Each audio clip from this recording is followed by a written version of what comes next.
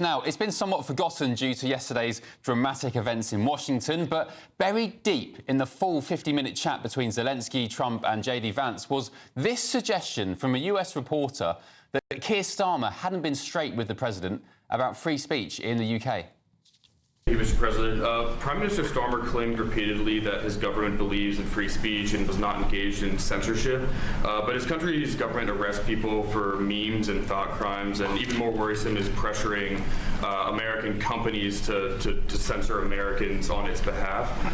How can he be a reliable, trustworthy partner when he says things that are demonstrably false on such an important topic? Well, we actually spoke to him about that yesterday, and we thought they took it very, very much too far. JD was very strong on it. We spoke about this in detail with the Prime Minister, the Foreign Secretary, and others at lunch yesterday, and I know that Secretary of Commerce Lutnick followed up in private meetings last night.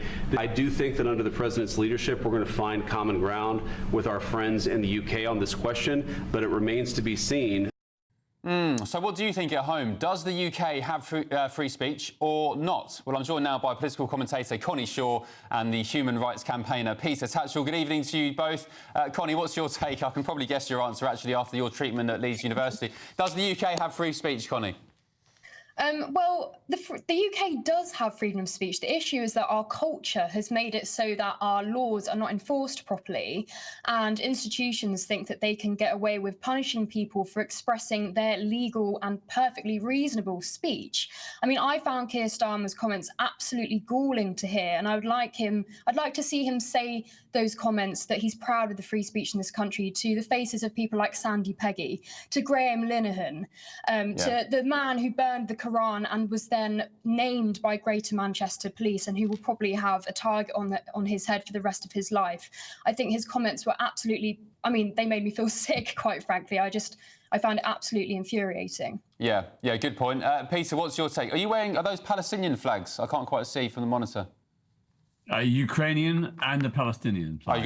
You've got the full house. Well, look, there's certain. I'm against all occupations. Freedom for everyone. Right. Okay. Well, look.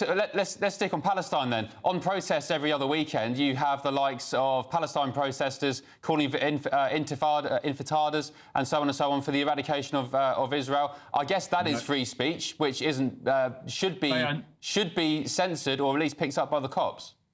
People are not saying that. Oh, they do, Peter. Come on. I've been on every single protest bar one. I've never heard that once. What I have heard is lots of people calling for a ceasefire to save both Palestinian and Israeli lives. Now, on the broader question of free speech, yes, there are some exceptional abuses, and I condemn those. You know, I defend the right of people who disagree with me to have free speech. I defend the right of people. I've defended Christian fundamentalists who have been arrested for preaching their views about homosexuality. I've said they should not be prosecuted. I've opposed their prosecution. I've even offered to defend them in court as a witness. So I'm all in favor of free speech. And I think it's a complete exaggeration and a complete hypocrisy for JD Vance to accuse Keir Starmer and Britain of not having free speech, when in that meeting with the Ukrainian president, both Trump and Vance denied President Zelensky his free speech, because every time he tried to speak, he was shouted down, he was talked over, he was bullied.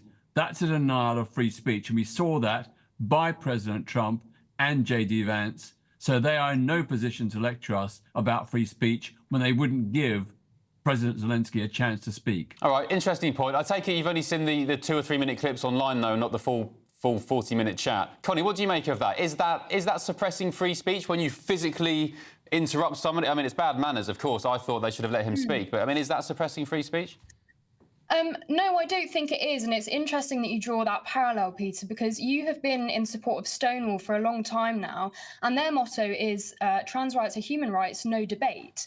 So I'd be very interested to know what what your perspective is on that, because I don't think that the president... I'm not involved with Stonewall in any way. Please correct that. Okay, my apologies.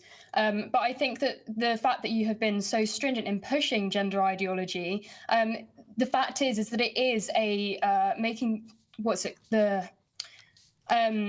it's making people compromise their speech because of this idea that we must accept people's trans identity. Yeah. I mean, I think that you can't say that you haven't had any responsibility in pushing this idea that people have to affirm people's declared identity. OK, let's talk about the trans issue, Peter. Is there anything that I could say now about the trans agenda, the gender ideology, which should make you say, hang on a minute, you're not allowed to say that, there's a problem with that, I'm going to call the police, or I'm going to report you to your boss or something?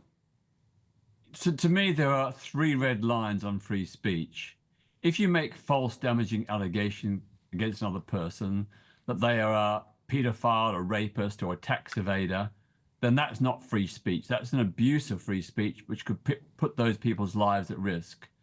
If you harass, menace, or otherwise troll people mercilessly, again, that's an abuse of free speech.